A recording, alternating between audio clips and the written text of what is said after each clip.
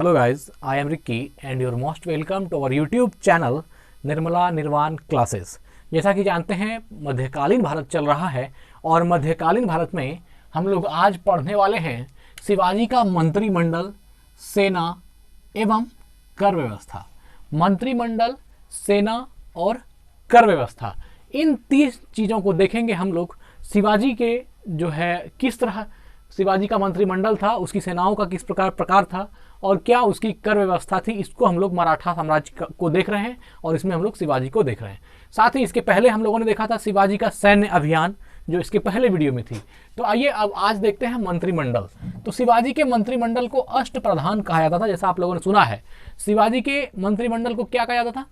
अष्टप्रधान। जैसा कि जानते हैं अकबर का भी जो मंत्रिमंडल था उसमें नवरत्न थे, तो इन चीज़ों को हम लोगों ने सुन रखा है। तो शिवाजी के मंत्रिमंडल में क्या था? अष्टप्रधान था। कृष्णदेव राय की बात करें तो उसमें अष्ट दिग्गज थे। अष्ट दिग्गज, अष्टप्रधान, नवरत्न, इन चीज़ों को हम लोगों ने सुना था। वो एक मंत्रिमंडल होती थी जो कि वहाँ का जो अगर मराठा साम्राज्य के संदर्भ में कहें तो हमको पेशवा बोलना पड़ेगा, जो कि वहाँ का पेशवा उसको अपने से जो है एडजस्ट करते थे, जो जिस लायक होता था। तो मंत्रिमंडल अष्टप्रधान हो गया। शिवाजी के मंत्रिमंडल को क्या कहा जाता था? अष्टप्रधान कहा जाता था। अष्टप्रधान में पेशवा का पद है ना सर्वाधिक महत्वपूर्ण था। पेशवा सबसे महत्वपूर्ण पद था अष्टप्रधान का, है ना। मूल जो आप समझ सकते हैं, इसको प्रधान कह सकते हैं, वह प्रधान कौन हुआ? तो पेशवा हुआ। तो इसलिए कहा गया कि अष्टप्रधान में जो मंत्रिमंडल हुआ, अष्टप्रधान में पेशवा का पद सर्वाधिक महत्वपूर्ण था। पेशवा का पद सर्वाधिक महत्वपूर्ण था।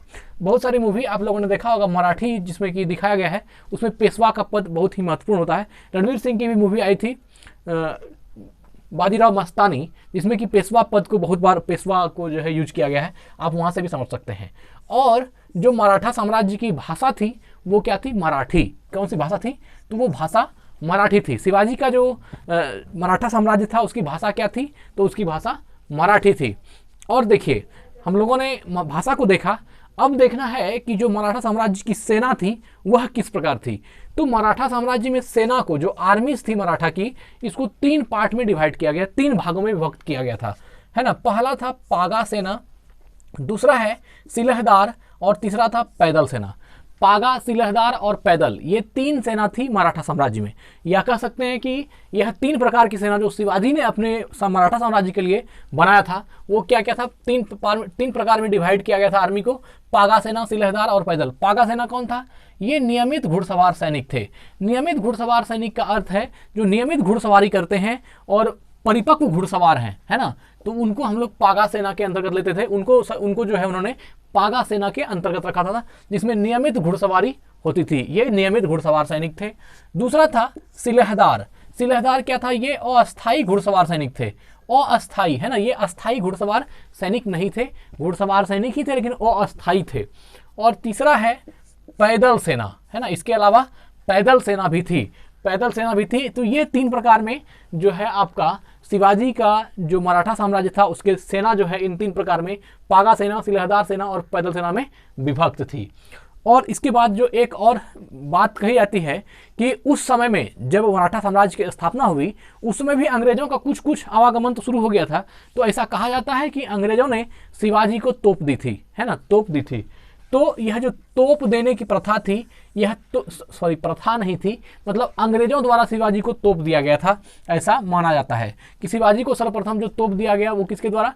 अंग्रेजों ने। तो अंग्रेजों ने शिवाजी को तोपें दी थी। और तोप किस लिए यूज होता है ये तो आप लोग जानते ही हैं, लड़ाई के लिए, युद्ध के लिए ये तोप जो है यूज किया जाता है। और अब रहा मराठा राज्य के अंतर्गत क्षेत्र। क्षेत्र मतलब बेसिकली हम बात करते हैं वहाँ की भूमि की, है ना। मराठा साम्राज्य की भूमि की बात करते हैं। क्षेत्र मतलब जो वहाँ का जो साम्राज्य हुआ उसका क्षेत्र, या उस पर जो ऐसी धरती का वह भाग जहाँ बसा हुआ साम्राज्य है, तो वह क्षेत्र है। तो मराठा राज्य के अंतर्गत 2 क्षेत्र थे। कितने थे? 2 क्षेत्र थे। पहला था स्वराज और दूसरा था मुगतई, है ना। स्वराज और मुगतई 2 क्षेत्र थे। कौन कौन? स्वराज और मुगतई। मराठा साम्राज्य में क्षेत्र कितने थे? 2। कौन कौन? तो स्वराज और मुगतई। स्वराज क्या था? जिस पर प्रत्यक्षतः मराठाओं का नियंत्रण था। स्वराज वह क्षेत्र था, स्वराज वह भूमि थी, वह साम्राज्य था जहां पर मराठाओं का प्रत्यक्ष एकदम जो है प्रत्यक्ष रूप से नियंत्रण था। 100% वह उनके कंट्रोल में था, मराठाओं के कंट्रोल में था। उस भूमि को क्या बोलते थे? स्वराज। क्या कहा जाता था? स्वराज। तो मराठा राज्य के अंतर्गत दो क्षेत्र थे, स्वराज और मुगतई। स्वराज पर प्रत्यक्षतः मराठा का नियंत्रण था। और दूसरा है मुगतई। तो मुगतई क्या था? मुगतई था मुल्क एक कदीम भी बोलते हैं, इस मुगतई को मुल्क एक कदीम भी कहते हैं। इसका अर्थ वह क्षेत्र था जिससे शिवाजी जो है राजस्व वसूलते थे, कर वसूलते थे, जिसको हम लोग चौथ और सर देशमुख के नाम से जानते हैं। चौथ और सर देशमुख। तो देखिए, एक तो स्वराज हो गया, जो स्वराज जो कि स्वराज जो हो गया, जो प्रत्यक्षतः मराठाओं के नियंत्रण में रहा। और मुगतई जो मुल्क एक कदीम हुआ, यह वह क्षेत्र हुआ जिससे चौथ एवं सरदेशमुखी वसूल करते थे। अब यहाँ पर सवाल है कि चौथ क्या है और सरदेशमुखी क्या है। तो चौथ एक टैक्स था जो मराठाओं द्वारा ली जाती थी, और सरदेशमुखी भी एक टैक्स था जो मराठाओं द्वारा ली जाती थी। तो चौथ का अर्थ होता है चौथाई, है ना? क्या होता है?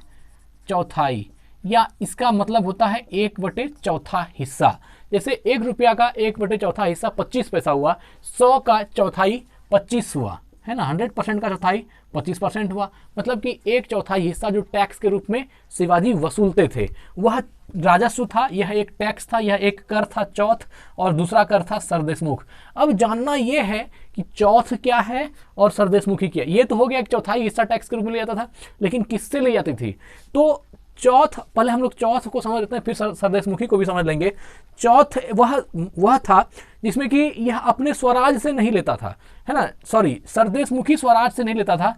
चौथ जो है यह अपने अगल बगल, जहां पर शिवाजी का क्षेत्र है मराठा साम्राज्य, उसके अगल बगल के क्षेत्रों से वह जो है 1/4 हिस्सा वह लेते थे टैक्स के रूप में। और उसका वह इसलिए लेते थे कि अगर चौथ दिया जाएगा तो हम तुम्हारे साम्राज्य पर आक्रमण नहीं करेंगे, लेकिन अगर चौथाई हिस्सा नहीं दिया जाएगा, राजस्व कर चौथ के रूप में नहीं दी जाएगी, तो हम तुम पर हमला करेंगे और वह क्षेत्र मराठा साम्राज्य में मिला लिया जाएगा।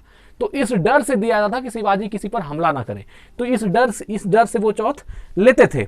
और कहा जाता है कि मुगल एवं दक्कनी राजाओं का शासन था, तो चौथ उस क्षेत्र पर आक्रमण नहीं करने के लिए शिवाजी को दी जाती थी। उसके अगल बगल के जो मुगल कालीन शासन थे, उस प्रांत से वो चौथ वसूल करते थे कि यह अगर दीजिएगा तो हम आप पर हमला नहीं करेंगे, और अगर चौथ नहीं दीजिएगा तो हमला होगी, और वह जो साम्राज्य है मुगलों की, उसको मराठों में मिला ली जाएगी। यह जो है शिवाजी का यह एक टैक्स के रूप में लेता था।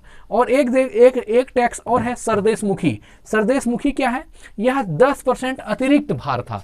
मतलब एक तो चौथ लगेगा ही, और 10% एक्स्ट्रा। यह 10% एक्स्ट्रा जो सरदेशमुखी, जो 10% अलग से अतिरिक्त भार, यह जो टैक्स ली जाती थी, यह किससे ली जाती थी?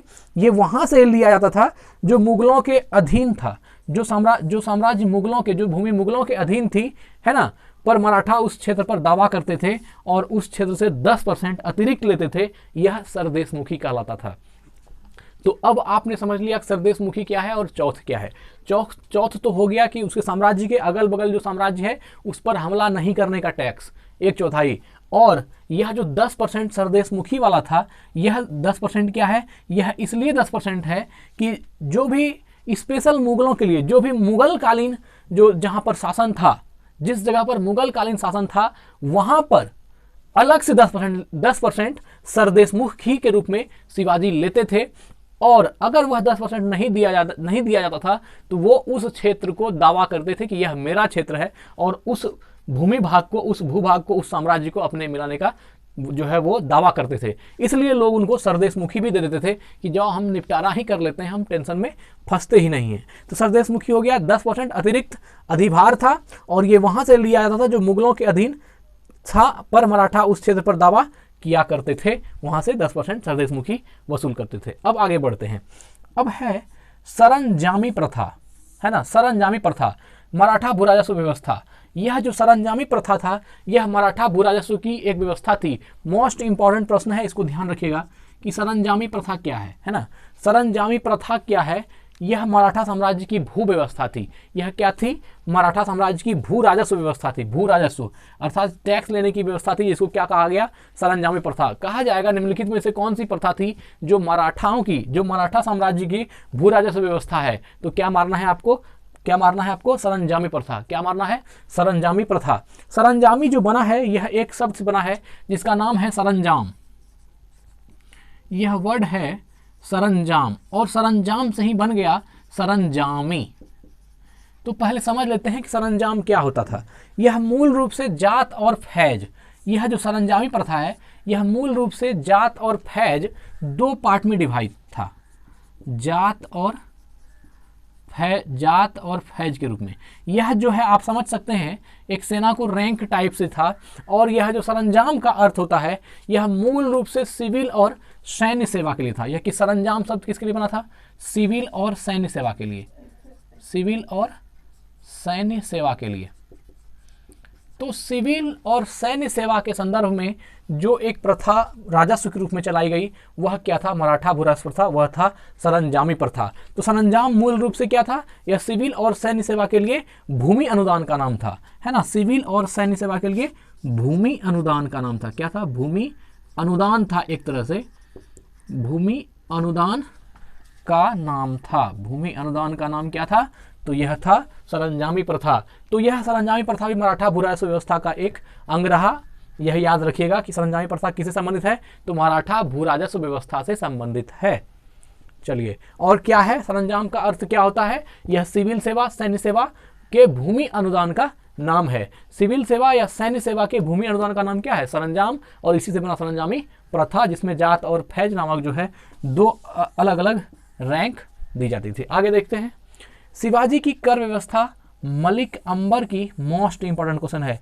मलिक अंबर की कर व्यवस्था पर आधारित थी। यह प्रश्न बहुत ही ज़्यादा याद रखने वाला है, मोस्ट इंपॉर्टेंट है कि शिवाजी की जो कर व्यवस्था थी यह किस पर आधारित थी? तो यह मलिक अंबर की कर व्यवस्था, मलिक अंबर की कर व्यवस्था पर आधारित थी। आपसे प्रश्न करेगा, किया जाएगा, निम्नलिखित में से कौन सी कर व्यवस्था शिवाजी किस कर व्यवस्था पर शिवाजी की कर व्यवस्था आधारित थी? तो आंसर क्या मारना है आपको? मलिक अंबर की कर व्यवस्था। क्या?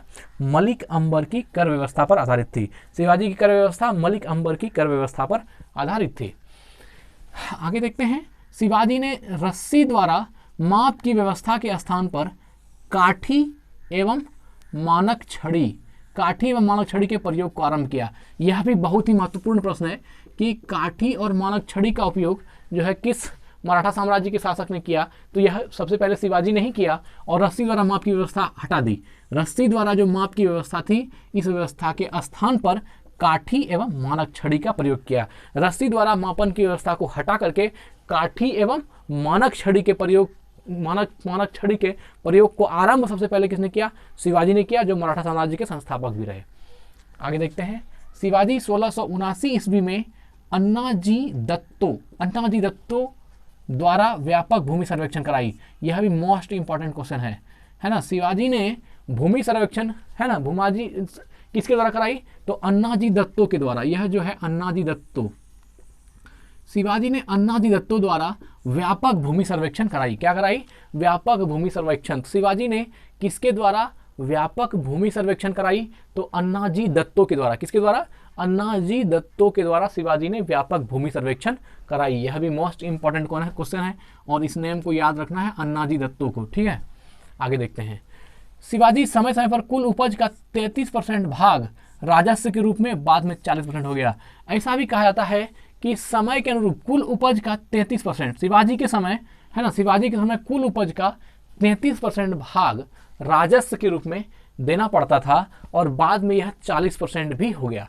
तो यह जो शिवाजी के समय कुल उपज का 33% का अर्थ हुआ कि जब शिवाजी का टाइम था तो ये स्वराज से भी लेता होगा जैसा हमको लगता है, और अलग वाले से भी लेता होगा। लेकिन ये चौथ जो थी, यह जो, और सरदेशमुखी था, यह जो है अपने स्वराज से नहीं लिया जाता था, ये उसके बगल वाले से लिया जाता था। लेकिन यह जो है कुल शिवाजी के समय कुल उपज का 33% भाग राजस्व के रूप में, यह स्वराज से भी होगा, ऐसा 100% है। शिवाजी के समय कुल उपज का 33% भाग राजस्व के रूप में, और बाद में 40% हो गया। यह 33% कितना हो गया? 40% हो गया। मतलब शिवाजी के समय मराठा साम्राज्य में राजस्व कितनी ली जाती थी? स्वराज से भी 33%, और बाकी से तो आप जानते ही हैं, चौथ के रूप में और सरदेशमुखी के रूप में। शिवाजी ने मुगल व्यापारिक केंद्र सूरत को 2 बार लूटा, 2 बार लूट लिया मुगल केंद्र को। कब? 1664 ईस्वी में और 1670 ईस्वी में, है ना। 1664 में, 6 साल बाद पुनः 1670 में सूरत को लूट लिया। तो शिवाजी ने मुगल व्यापारिक केंद्र सूरत, शिवाजी ने अच्छा, इससे एक बात और समझ में आती है कि मुगल व्यापारिक केंद्र कहाँ होता था? सूरत में। और जो मुगल व्यापारी जो ट्रेड सेंटर था उसी को, सूरत को ही 2 बार लूट लिया। कब कब? 1664 में भी लूटा और 1670 ईस्वी में भी लूटा। तो मित्र यह भी याद रखने वाला पॉइंट है कि कब कब लूटा। ठीक है, अब बाकी शिवाजी का मंत्रिमंडल, सेना एवं कर व्यवस्था हम लोग देख लिए। इसके बाद देखेंगे महाराष्ट्र के प्रमुख जो है, महाराष्ट्र के प्रमुख संत को और उसके बाद अष्टप्रधान को। जो भी वीडियो मतलब जो भी चीज़ें और टॉपिक इससे बची हुई है उसको हम लोग एक एक करके पोस्ट करते जाएंगे। और आप ये बात जानते हैं कि हमारे चैनल पर जो है लेसन वाइज एक और से हम वीडियो पोस्ट करते जाते हैं। जैसे प्राचीन भारत की बात हो तो वो एंड हो चुकी है, मध्यकालीन भारत अब एंड होने वाली है, 1-2 वीडियो बनेगी इस पे, 3 वीडियो, उसके बाद यह भी एंड हो जाएगी, उसके बाद आधुनिक भारत चलेगी। तो अगर आप लोग रेगुलर स्टडी करते हैं तो हमारे ख्याल से आपके लिए यह चैनल बहुत ही यूजफुल है। नहीं तो आप देखें, अगर आपको यकीन नहीं है तो आप देखेंगे एक क्रम से वीडियो हमने, आप प्लेलिस्ट में आकर के देखें तो हमने क्रम डाल दिया है ताकि देखने वाले को कोई परेशानी नहीं हो। तो हम समझते हैं कि आप इसका जो है भरपूर लाभ उठाइए और हमारा भी ध्यान रखिए। Thank you so much. स्वस्थ रहें, अपना ख्याल रखें।